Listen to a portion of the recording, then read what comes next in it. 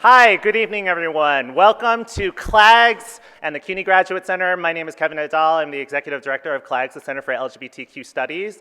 I want to welcome you all to the amazing conclusion for the Queers in Comics Conference. Please give a round of applause to everyone that attended.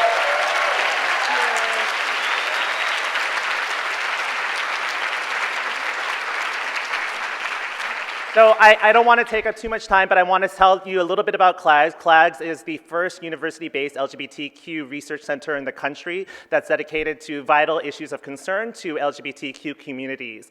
We're located here at the CUNY Graduate Center. You could find out more information at clags.org. I do want to plug one event that's going to be here at the Graduate Center, and that is that Janet Mock, a New York Times bestselling author, is coming to the Graduate Center on June 23rd here at the Graduate Center. So you could register by going to the Graduate Center website, which is gc.cuny.edu. I want to thank personally the coordinators for the Queers in Comics Conference. Please give a huge, amazingly loud round of applause to Jen Camper and to Andre Carrington. Stand up, stand up. Oh yeah, this is amazing. Look at all of that.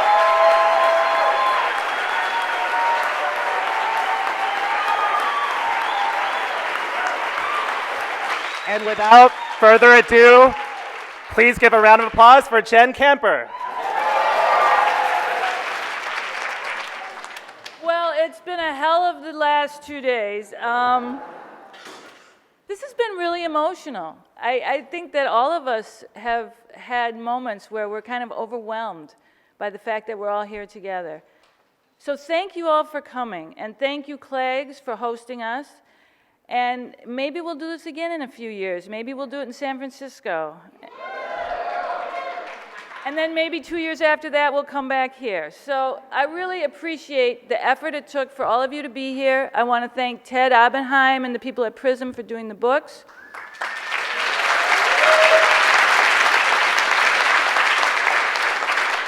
The show is not going to be over after tonight because we do have a reading at the School of Visual Arts from 1:30 to 3:30. We have almost 30-something queer cartoonists reading. The information is in the back of your program.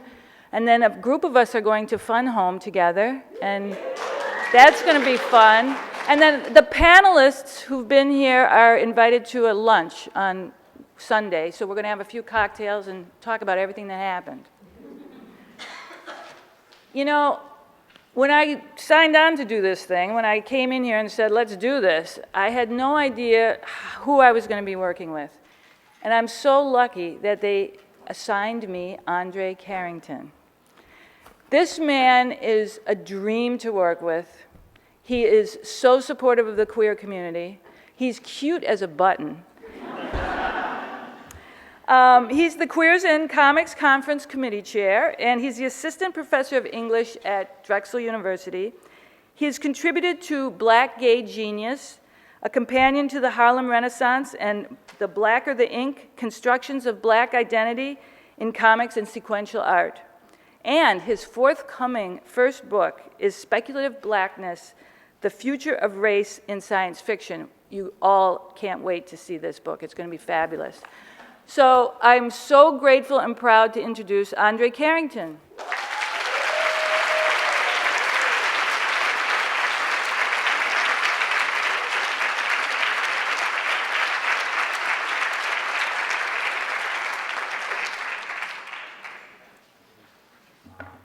Thanks, Jen. I am cute as a button. Gosh. So thank you to everybody who is here, and I also want to say thank you to everybody watching the live stream. Thanks to everybody watching what's happening right now in overflow rooms, and a special thank you to everybody who has been and is now live tweeting with hashtag Queers Comics and has been for the past few months. I've toiled away 140 characters at a time with so much excitement, and it has led to this, and it's been phenomenal. So I want to also thank all of the supporters of the conference. If you have a conference program, it's a very hot commodity, you can see them at length, and we will extend more thanks to them at the close of tonight's program. But I know everybody tonight is really looking forward to the main event. And I think one reason for that is that we had a wonderful first keynote last night by Howard Cruz.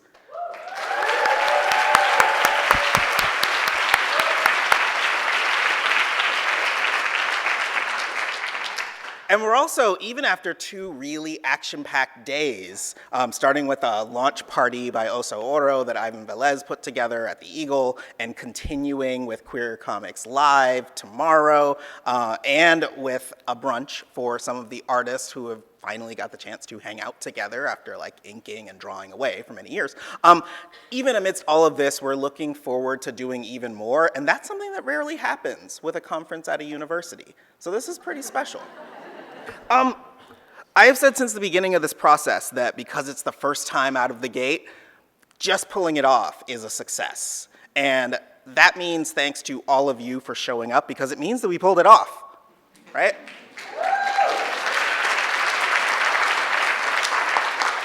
This has been a couple of days of looking forward to future collaborations, of building community, of reconnecting, of making new friends, of making new art, and learning from one another.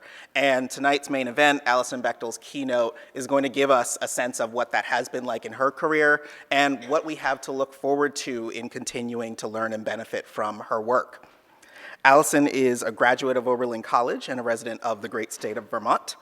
In addition to 25 years of Dykes to Watch Out For comic strips and numerous collected volumes of the strip that has been called one of the preeminent oeuvres in the comics genre period by Ms. Magazine, in addition to 2 graphic memoirs, Fun Home, inspiration for Fun Home the musical on Broadway, and Are You My Mother?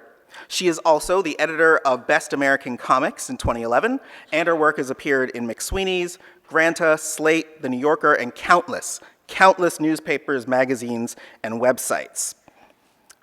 Last night's introduction by Karen Green made me feel like I need to step my game up a little bit and like be scholarly and reflective when talking about the work of a tremendous artist who's done so much for our communities. So I was thinking, how do you do that, right? And so the easiest introduction, the easiest note I can start on is that tonight the person I'm introducing is not just Alison Bechdel, cartoonist, but Alison Bechdel, genius, right? And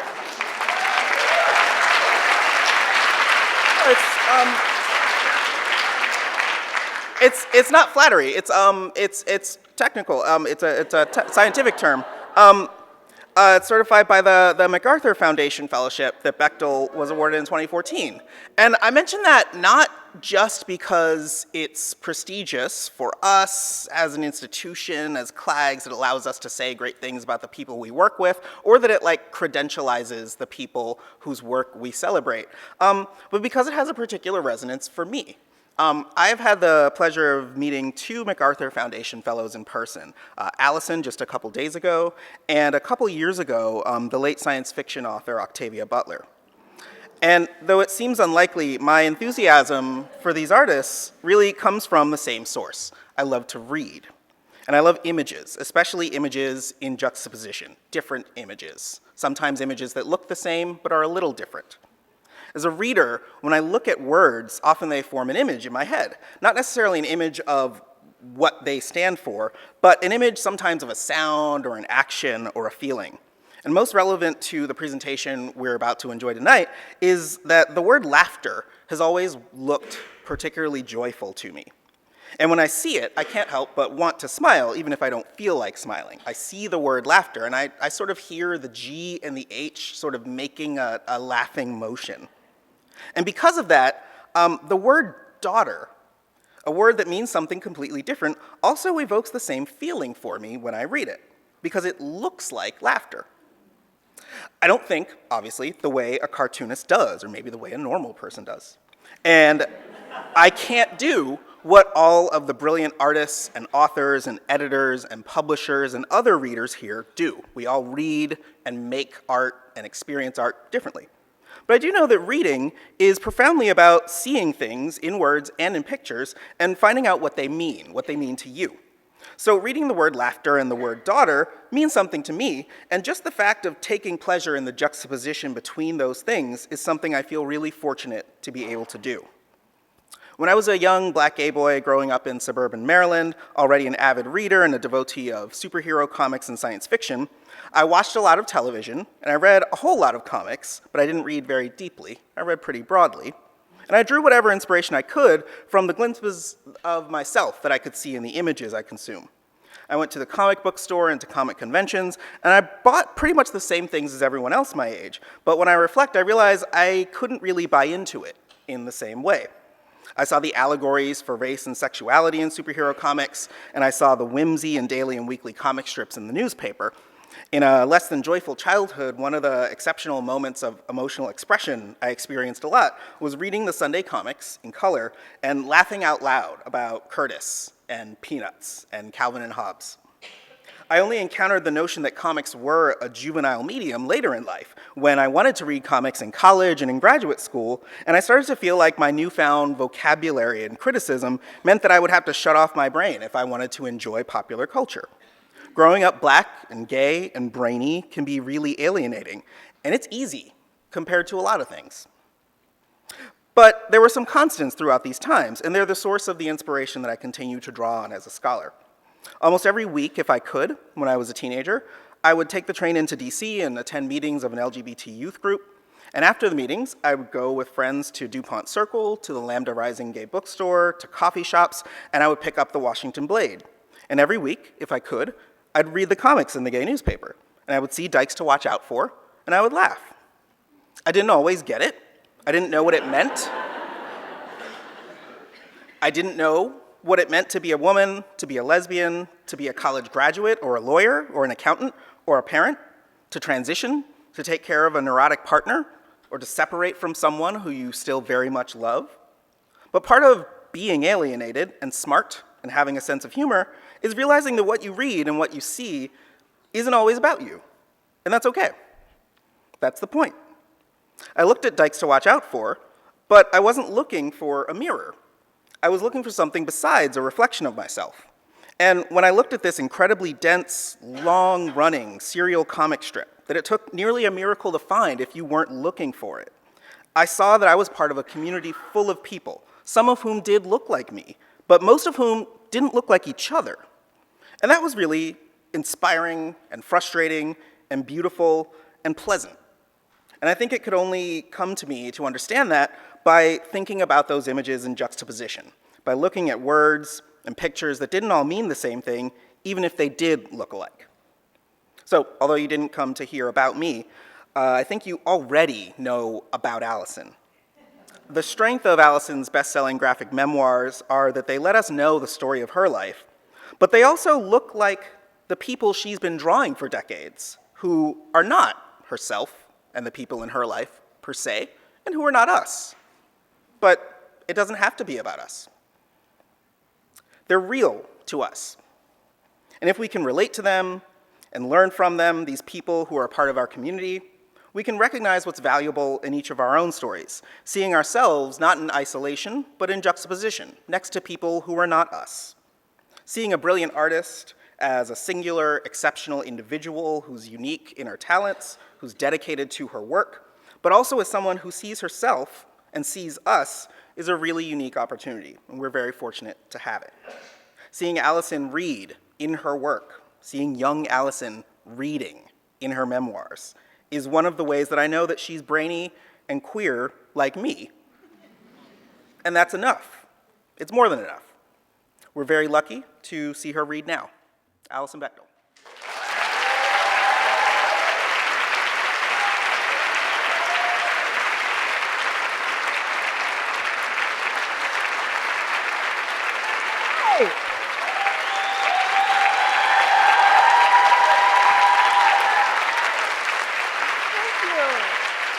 Thank you.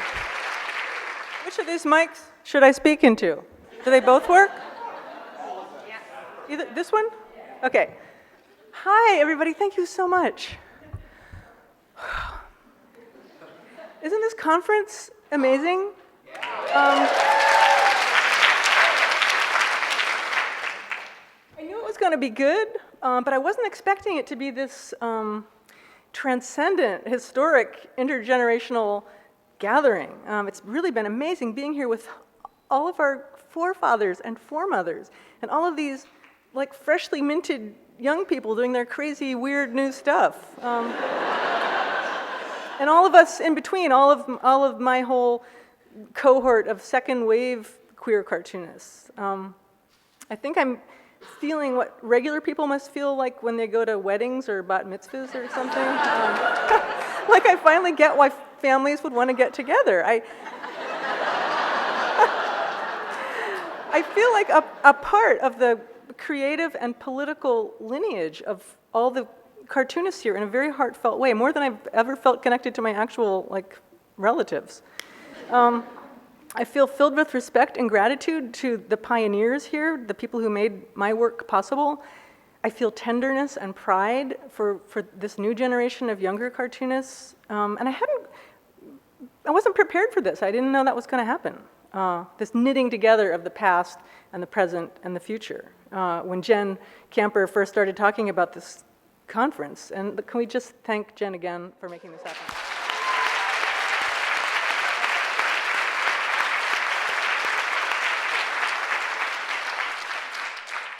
Okay, so queers and comics. Who knew back in the early 1980s that becoming a lesbian cartoonist would actually be a good career move? So I'm going to talk tonight about these two realms, the realm of queers and the LGBT movement, and the realm of comics and graphic novels and sequential art, or whatever fancy new terms we have for talking about cartoons, because there's been a very interesting parallel trajectory between these realms. Over the past 3 or 4 decades, there's been this movement in both cases from the shadows into the light, from the underground into the mainstream, from a belief that both gay people and comics are child molesters.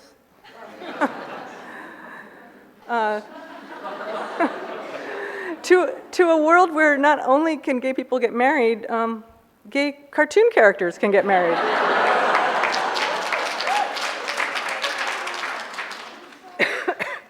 It's crazy.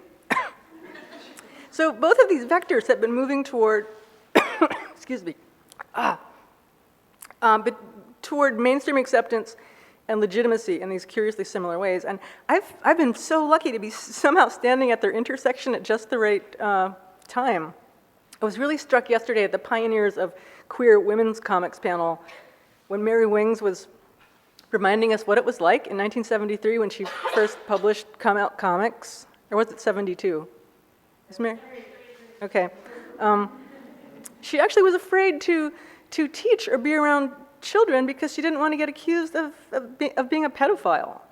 And Howard, in his keynote last night, spoke so wrenchingly of the shame that he grappled with as he struggled for years to come out. So things have changed so much in this relatively short period of time, and I feel so lucky to be here with these people I'm so indebted to, and to thank them for what they've enabled me and all of us to go on and do. But let me go back and start at the very beginning. A little bit before I realized I was a lesbian. Even before I knew how to write, there was something very magical to me about the way words and pictures looked together. And I would incorporate these random letter forms in my drawings, just because I liked the way they looked.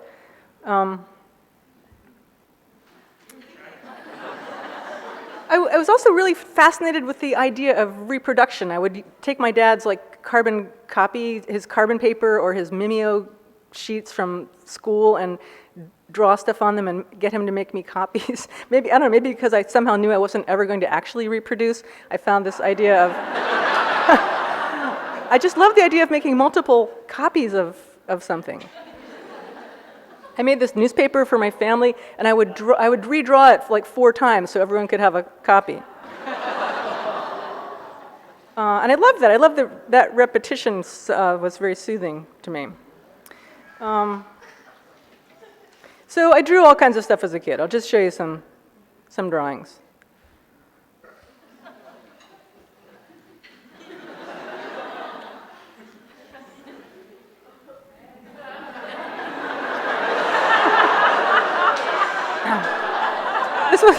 this was a particularly favorite trope was the guy on the beach, the Charles Atlas guy.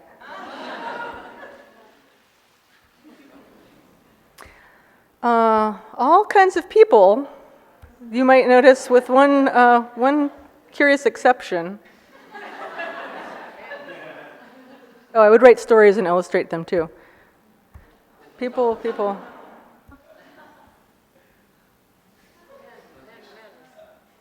All kinds of people with one notable exception. Anyone? Yeah, there's no women. And I don't know, I've gone through many different theories about why this was the case, but I think the basic deal was the representations of women that I saw in the world just didn't connect with me. I didn't feel like that's who I was. I was Mickey, not Minnie. And it wasn't that I thought I was a boy or wanted to be a boy, it was that I felt like I was just a person, not a female person. Like somehow Minnie was like a female Mickey. The way she's like this Mickey with all this stuff added on. And I've always struggled with this feeling of disconnection from myself, from my own autonomy and agency. And for a long time, I've explained that to myself as having to do somehow with gender. I feel like there was a certain point in my childhood when I knew who I was. That's me in the red jacket there with my brothers. And this picture of me always felt very accurate, very consonant. But 5 minutes later, on that same day, my aunt put my barrette back in my hair and took this picture. I feel like my discomfort, my disconnection from myself is just so evident here. I look like something has just gone dead. And my childhood was a constant struggle between this dead public self and my alive private self. I would wear dresses to school and church, and then I'd race home to get back into my real clothes. But all too soon, of course, I was on the verge of puberty. And in 6th grade, they passed this out to all the girls, this pamphlet. Growing Up and Liking It, which sounds like such a threat.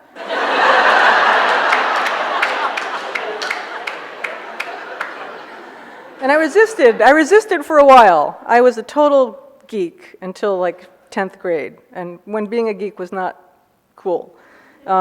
Eventually I knuckled under and I started wearing makeup and carrying a purse like the other girls, but I held out for as long as I could.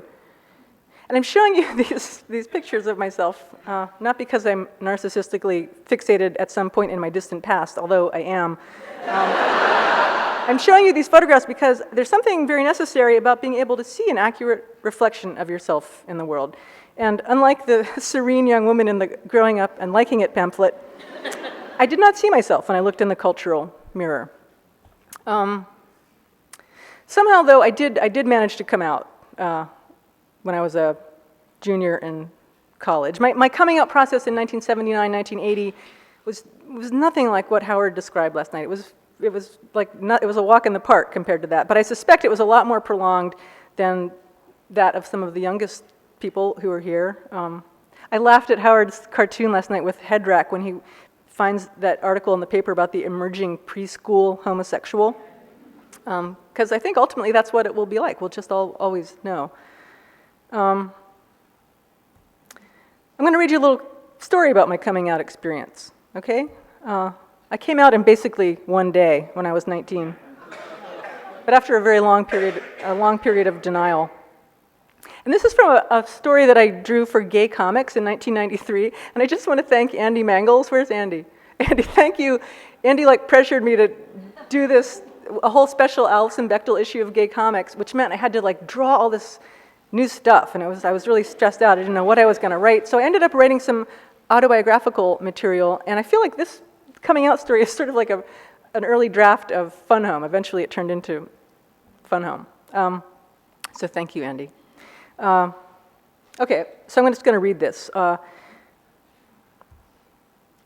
had just been browsing at the college bookstore, something I did a lot of in those days. I was lonely, a new transfer student, being entirely asexual, apolitical, and asocial. I hadn't made many friends yet. When I wasn't in class or at the bookstore, I was getting high and going to movies. My cinematic education...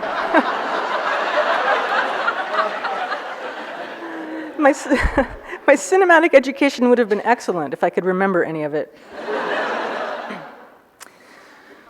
The drugs, the endless movie-going, the hours of browsing through books. I was trying desperately to distract myself from a truth that was slowly but surely struggling to the surface of my sex-starved soul.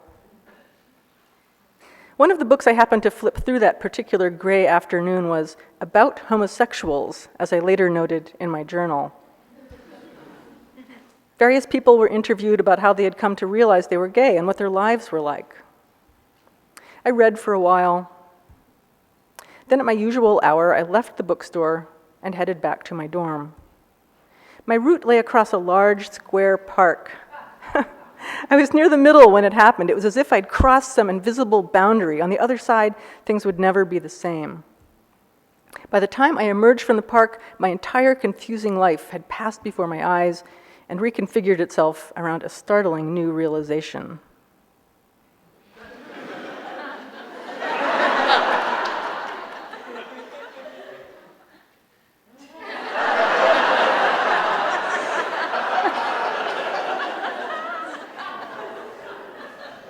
So this was this kind of funny light version of my coming out story.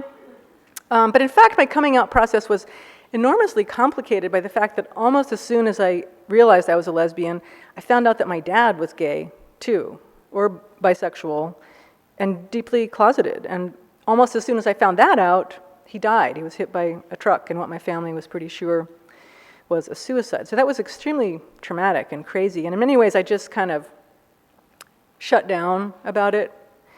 I just kept going along with my life. I finished school and I moved to New York. But I can see now that what happened was I really threw myself into the lesbian and gay subculture, into the community as a kind of a reaction against the kind of life my father had led, but also just because it felt really good. It felt very healing, very affirming.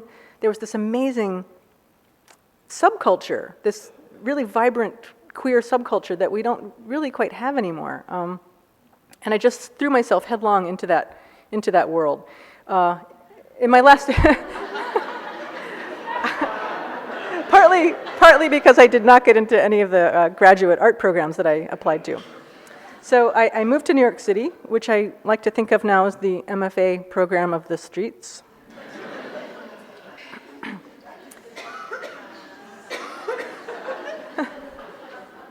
But New York wasn't exactly what I had expected.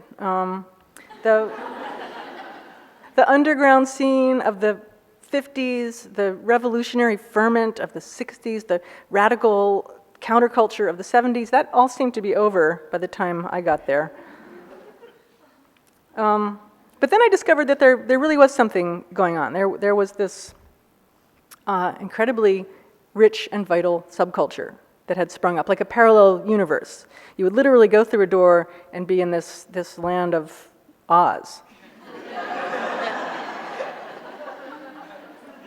And I loved that world. I wanted to be a part of it, and I also wanted somehow to get it all down on paper. I had this visual hunger to capture all these women. And one day, around this time, almost exactly 34 years ago, I walked into the Oscar Wilde Memorial Bookshop on Christopher Street and found this curious publication.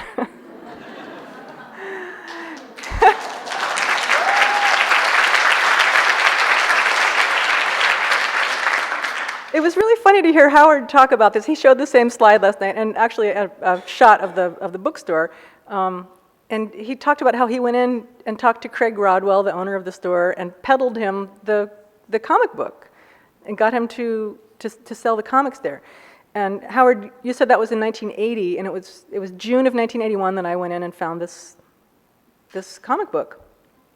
So I had been kind of at loose ends after getting out of school, not getting into grad school or anything. I didn't know what I was going to do. I just came here and started, got a crappy job and wasn't sure what I was going to do. And I was kind of shell-shocked still because of my father's death. But this book, here was this book full of comics by gay men and lesbians about their lives. And I saw that this was something one could do. You could write comics about your actual real life as a queer person.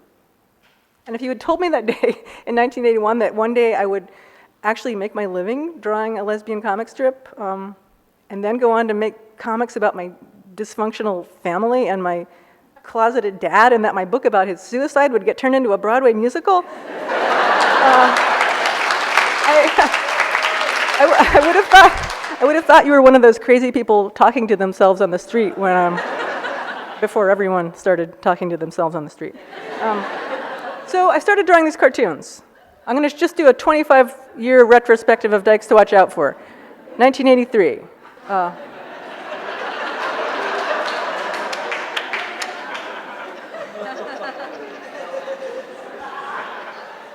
1984.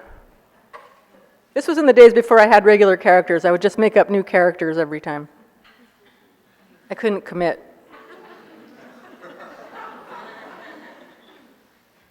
$1985.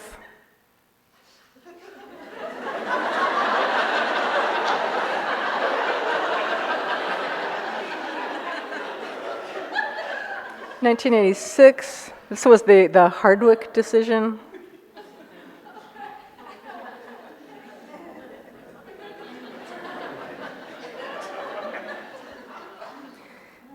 '87.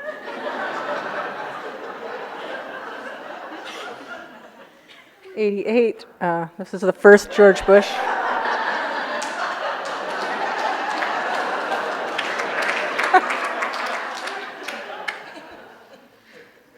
'89.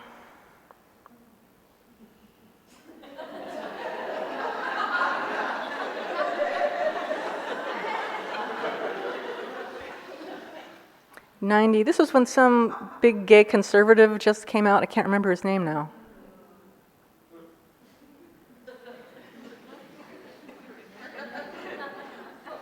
'91, the first Gulf War.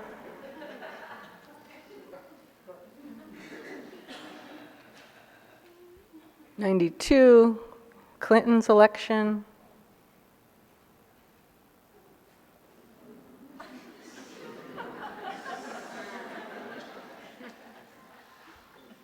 '93.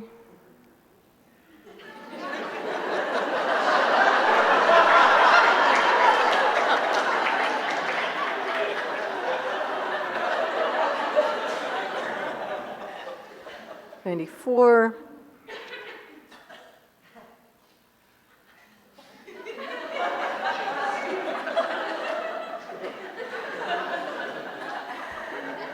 '95, the O.J. Simpson trial.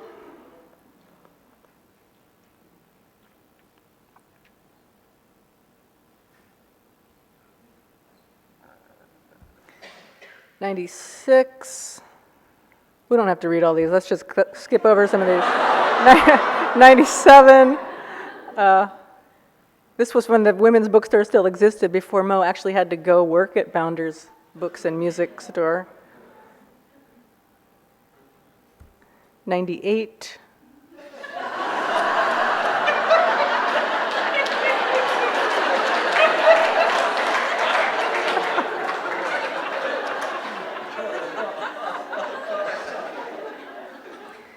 '99. This was the war in Kosovo.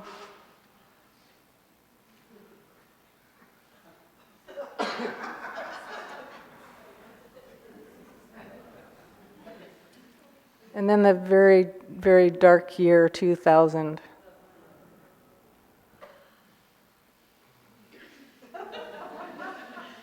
This was kind of this was the beginning of the end for me. This is when the strip really started to get depressing.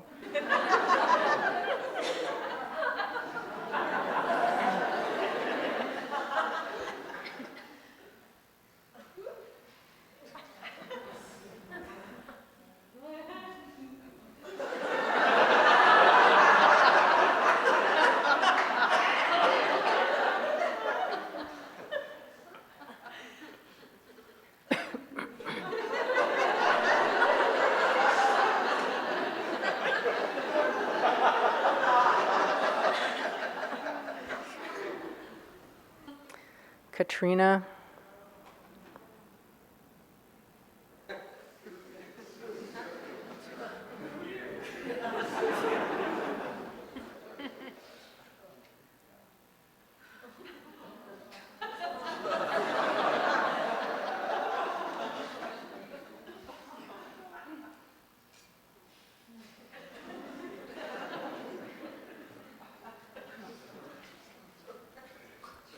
And then this was the end. 2008 was the last year. I ended just during election season. Sydney and her ex are discussing who they're voting for.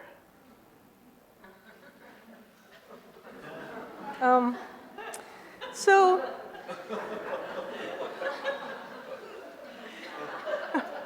things really changed a lot. This is like 25 years, and the world was very different. When I first came out in 1980, there was this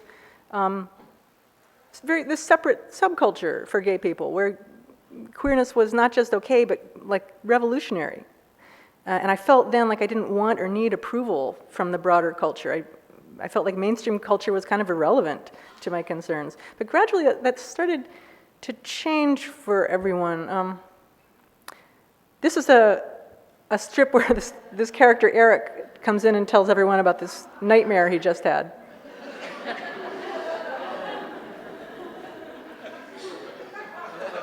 I think I wrote this in 1990. One day I started wondering, what would happen if this movement actually started achieving its goals? And it seems like this is what would happen.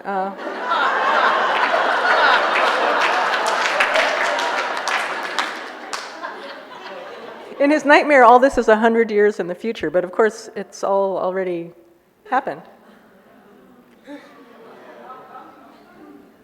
So I guess I had always hoped, like my character Mo, that we were going to change the world, not that we would get assimilated into the world. But both of those things happened. Both of those operations were at work. But my goal with my work has changed over the years. My original mission was to prove that Dykes were okay, and I feel like there's been a lot of progress to that end. But then I started to want something else. I wanted my comic strip to make the leap from being a lesbian comic strip to being just a comic strip. And occasionally a straight person or a reviewer would say that my work was universal, and I loved that adjective. It was sort of cool. But it also bugged me, because behind that word, universal, I can't help but sense this lurking fear of difference. It's conditional approval, you know? And I wanted unconditional approval. I wanted to be okay even if I wasn't like you. And that's why I never tried to explain or defend lesbianism in my comic strip. I wanted people to just see that as a given.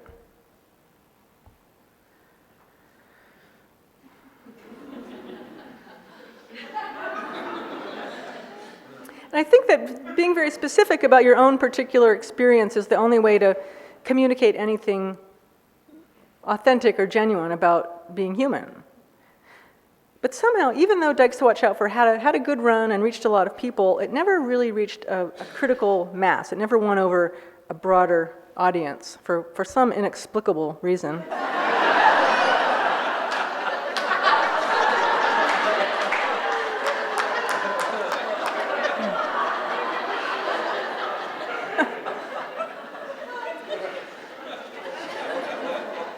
But over the years, a little element of frustration began to creep into my work. I'd always been a very good girl, a very good lesbian. I always thought political correctness was like a good thing, you know? It was like praise to me when someone once criticized my work as didactic. I thought that was like right on.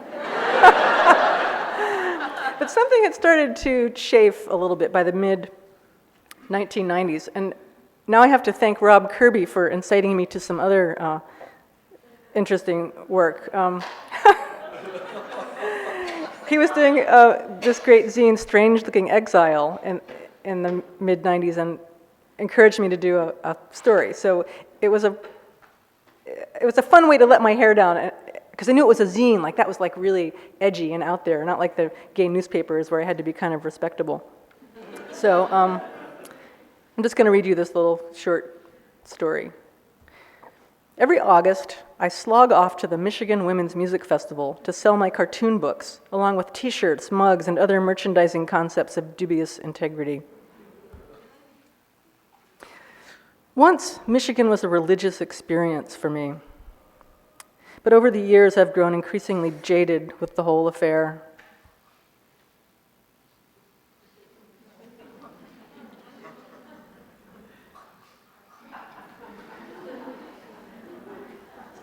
This was like 20 years ago.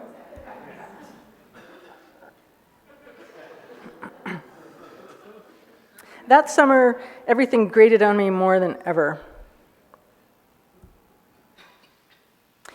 Each day for a week, I sat... Each day for a week, I sat at my booth in a hot tent, peddling my wares. And each night, I sat in the same tent, now cold and dark, inking page after page of cartoons, trying to draw at the...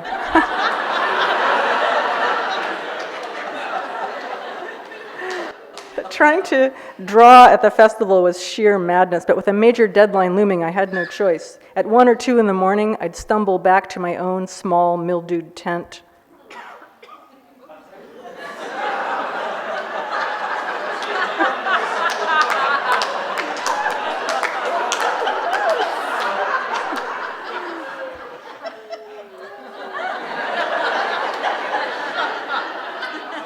I tried to sleep, but it never got quiet. My earplugs barely made a dent in the constant din. As the week grew on, I grew more and more tense and exhausted.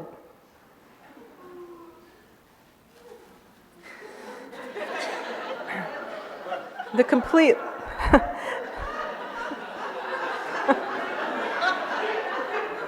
The complete lack of privacy was particularly nerve-wracking. Since I was working 18 hours a day, I didn't go to any of the concerts or workshops. I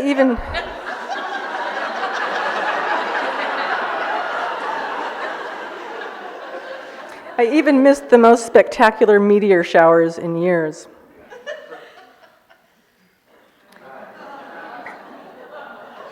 My mood was not improved by the fact that sales were slow. A sense of claustrophobia began to creep over me. At first, I thought it was just my clammy sleeping bag. But soon I was feeling it even outside in the middle of an open meadow. Saturday night, there seemed to be even more noise than usual. After drawing until my hand cramped up, I went to investigate. It was a huge alfresco dance party. A sea of sweaty, ecstatic women pulsated under the stars to a driving, ancient beat.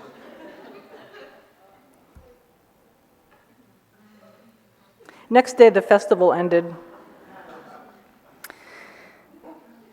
At 7 p.m., I packed up my booth, but we weren't allowed to bring our cars in to load our stuff until Monday morning. I couldn't stand it. With a burst of frantic, desperate energy, I hauled all my boxes and gear 2 miles in a cart in the rain to my car. I was off the land by 11 p.m. 100 miles away, I spent the happiest night of my life.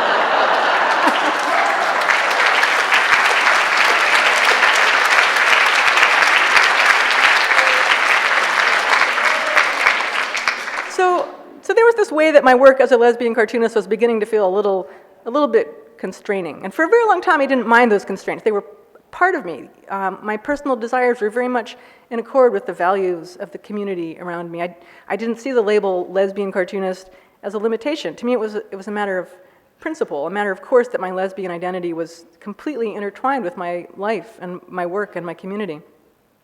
And my friends and I were very contemptuous of people like Susan Sontag or Edward Albee, these very high-profile queer writers who wouldn't engage with the movement, who seemed to identify as sort of disembodied artists, above the fray.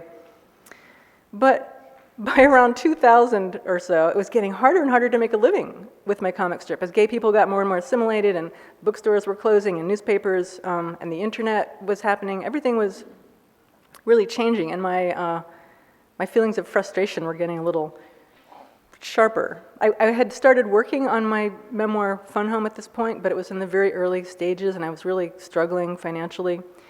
And in 2002, Dan Savage asked me to contribute a piece to the Strangers Queer Pride issue. So that gave me another chance to explore this slightly darker side of things. The Stranger is this amazing alternative weekly paper in Seattle, in case you don't know. It's not a gay paper, but it's a very gay, straight paper.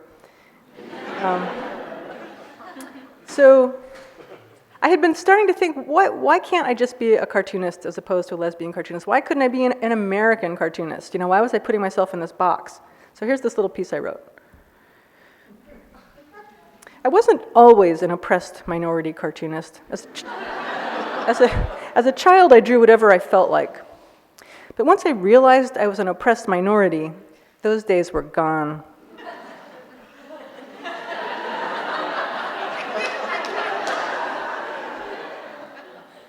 From that point on, all I drew were cartoons about my oppressed minority group. It didn't bother me that my cartoons were not in the New Yorker.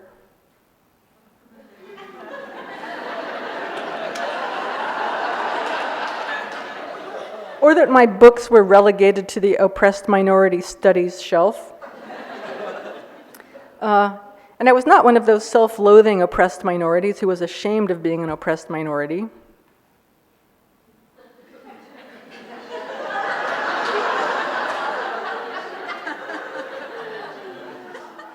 It's true, I had hopes that one day my comic strip would be read not just by members of my oppressed minority group, but by regular people, too.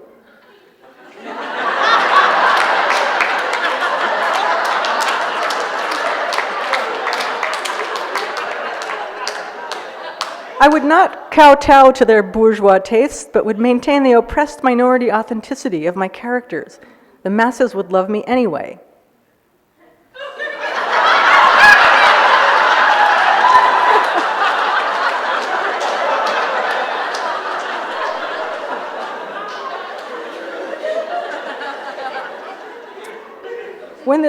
When this dream failed to materialize, I grew bitter. If only I'd waited for a more opportune time to reveal my oppressed minority status. I long for the freedom of my childhood, but after all these years of drawing oppressed minorities, it's hard to go back.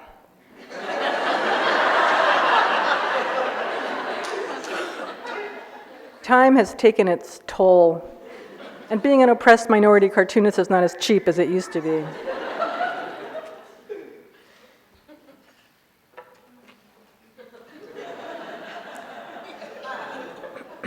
Anyhow, that's sort of the gist of it.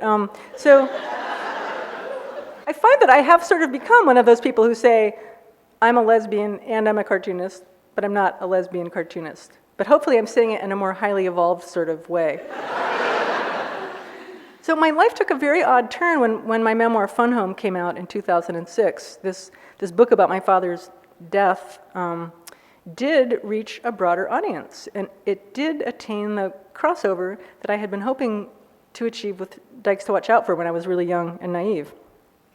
In some ways, it's easy to say that Dykes to Watch Out For was a more political project and that my memoirs about my family are more personal ones, but to me, both the comic strip and the memoirs are really just different parts of the same project, which is my ongoing effort to show that queer people are people, that queer lives have value, not just to the people living them, but to everyone, to the broadest possible sense of the community. Our lives are valuable.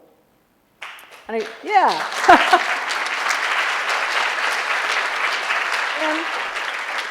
I feel like Dykes to Watch Out For and the whole LGBT civil rights movement that it was a part of made this weird moment possible, made the world safe for this very particular, very queer story about me and my dad, Fun Home, to be playing on a Broadway stage, for God's sake. And what made my comic strip possible is all the queer comics pioneers in this room. Howard, I'm getting all choked up. I didn't think I would do that. Sorry. Howard Cruz, Mary Wings, Lee Mars, Roberta Gregory, Jen Camper, Robert Triptow, everyone who was in that first issue of Gay Comics, Trina Robbins, Andy Mangels, Gerard Donnellan. I'm leaving lots of people out, but you people have all made this moment possible, and I'm just very deeply grateful to you.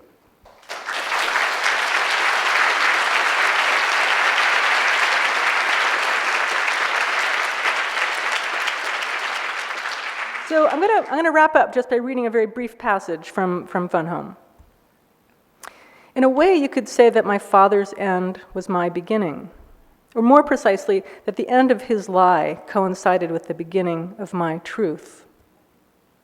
Because I'd been lying too for a long time. Since I was 4 or 5, Dad had taken me with him on a business trip to Philadelphia. In the city, in a luncheonette, we saw a most unsettling sight. I didn't know there were women who wore men's clothes and had men's haircuts. But like a traveler in a foreign country who runs into someone from home, someone they've never spoken to but know by sight, I recognized her with a surge of joy. Dad recognized her too.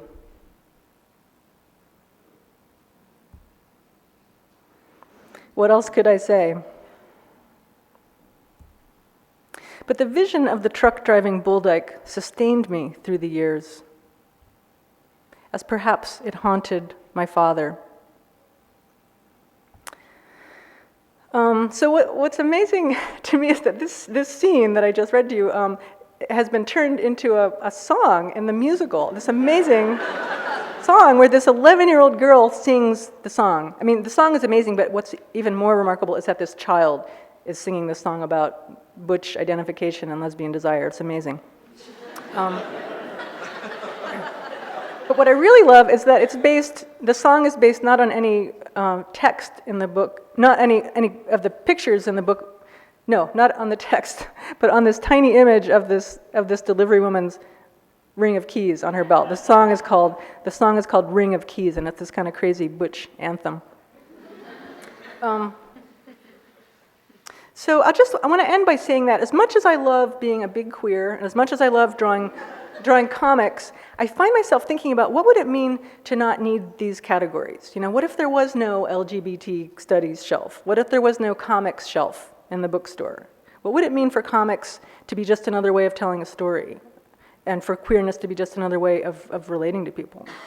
In a way, it's kind of a scary thought. You know, I don't really want to let go of these tethers. A world without categories, where everything is particular, would be kind of overwhelming and impossible. But still, I think it's something worth thinking about. And that is the end of my talk.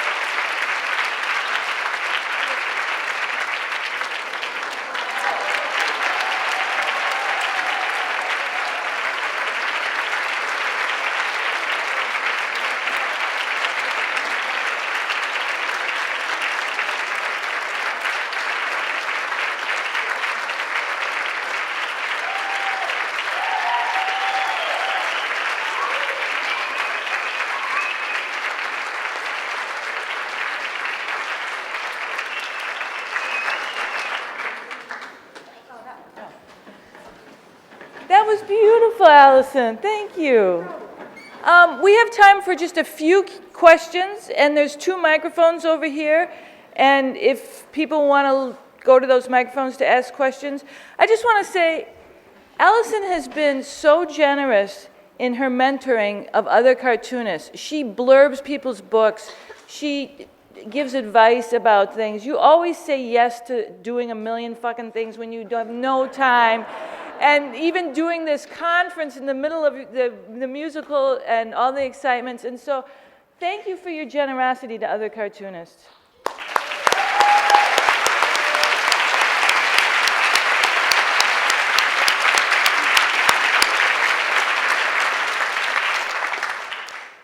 Hi, I'm actually an alum from the Grad Center and did my dissertation in political musicals. And I'm sorry. And I'm really wondering what you see are the advantages of musical theater versus the advantages of comic strips and print form. Oh, that's a great question. I've never really been a theater person, so it's been very interesting for me to watch this process. And I find myself a little bit envious of what musical theater can do. It's a very emotional medium. I've watched both of my brothers like crying at this play when they didn't cry when they read my book, you know? But I think, that's what musicals do. They're an amazingly emotional medium, and that's why people love them. But I'm not gonna start writing musicals, don't worry. I love, comics are, I love the fact that comics happen at the reader's pace, that the reader is in total control of that experience, and that's really important to me. Anybody else? Yes. Hi. When you talked about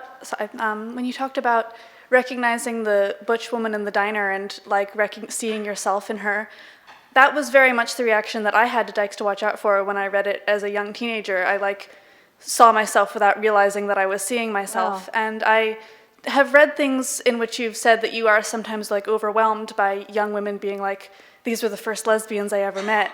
And this helped me realize who I was. So I wondered if you could just talk a little bit about knowing about this legacy that you've created and what you've meant to so many queer women. I try not to think about that. It is very, it's a little frightening. I mean, no, it makes me very happy. I'm very happy young lesbians had Dykes to Watch Out For and didn't have to read The Well of Loneliness like I did.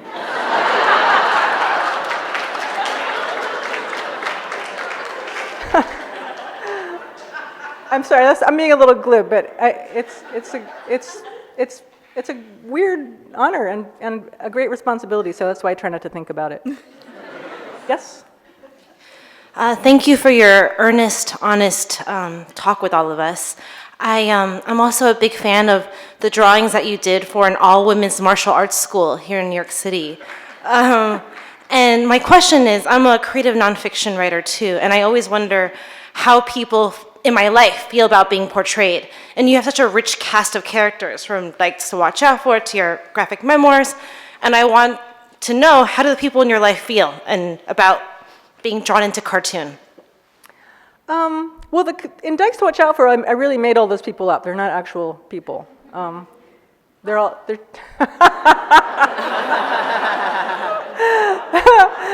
contrary to what some people might say. And my memoirs are all about my family, and I would say they're not too terribly keen on finding themselves in my books. But hopefully we're working that out.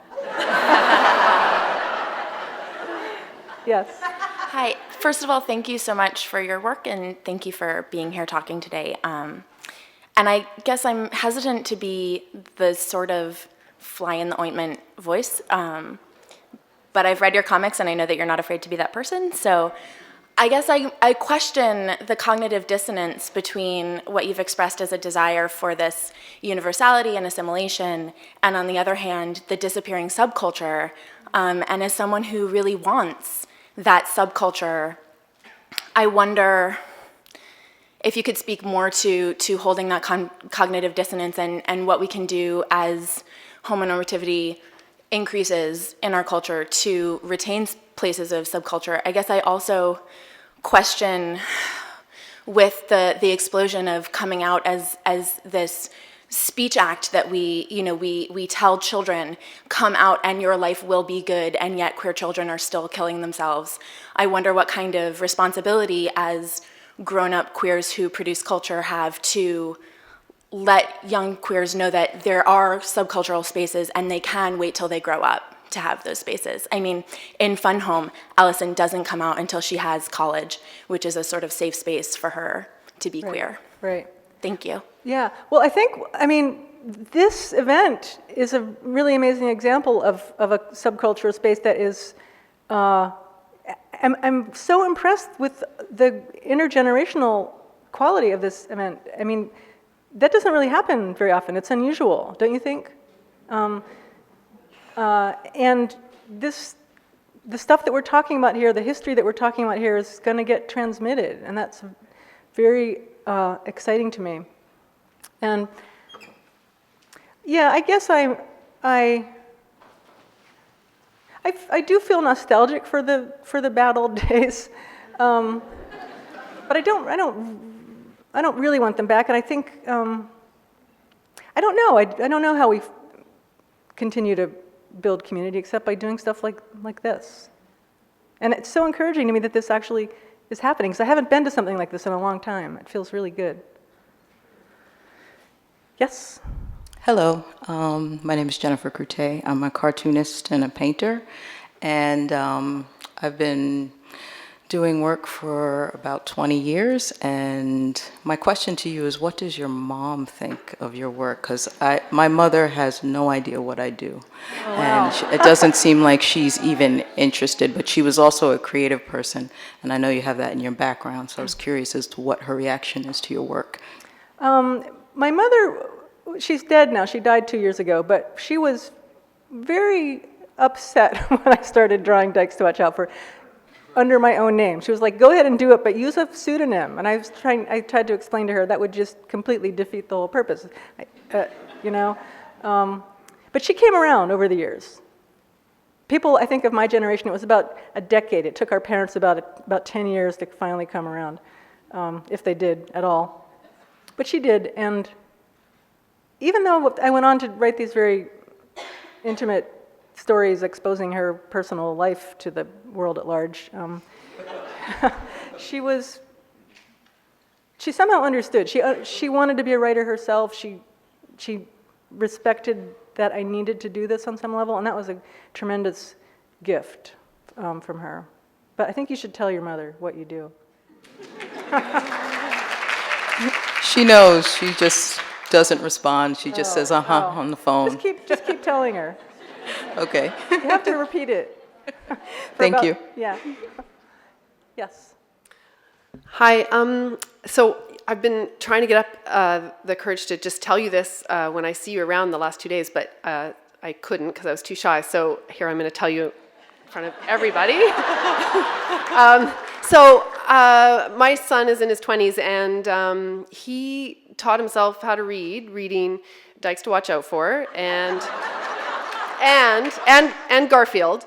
But he alternated between the two, and he's in his 20s now, and I mean, it's under debate how straight he is, but so far has expressed himself as being straight. And for him, he said to me when he was about 14, and we had just read another one of your books, and he said to me, I just want to tell her how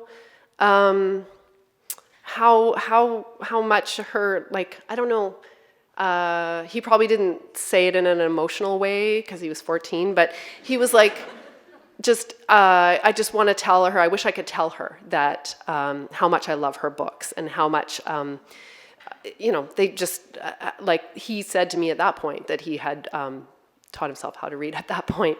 For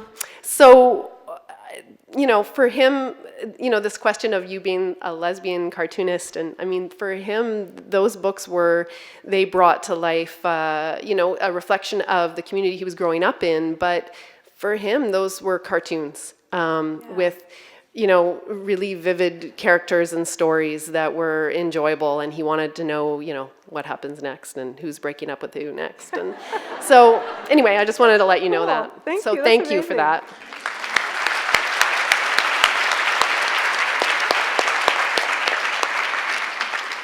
Yeah, it's amazing how, like, time keeps going on and history keeps happening.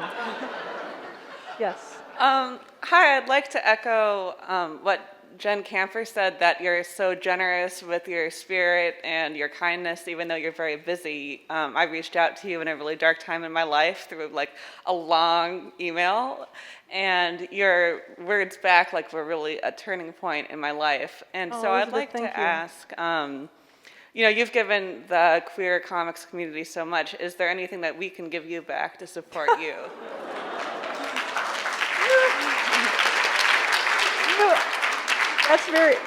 That's super sweet of you, but you have all given me everything. This has been an amazing evening, and thank you for your.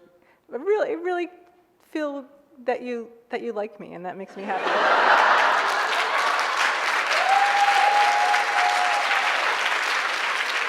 Okay, one more. Hi, Alison. I'm Christabel. I make comics, and I'm a writer. Well, first of all, thank you, because before the internet, it was Dykes to Watch Out For and the yearly screening of Before Stonewall, where, like, when you had no other thing to look at. But I wanted to ask you, since you're so busy, And how do you decide for yourself what to put your energy into work on for your next projects and your art and the ideas that you have? How do you decide whether it's an idea to really put the months into or it's something you're going to do later? That's a lovely question. I feel like I haven't had the leisure to think about that kind of stuff. I have like things flying at me like this, and it's like, how many can I manage to catch? It's a very good problem to have. I don't mean to whine, but I have not been able to really do my own work for a while. Somehow I've just been doing a lot of traveling and speaking in this musical, and this is like a really bummer of a note to end on. But I mean, it's a good problem to have. But I'm trying really, really hard to create space in my life to get back to work, because that's what I really want to do, is sit in my basement drawing comics. Thank you.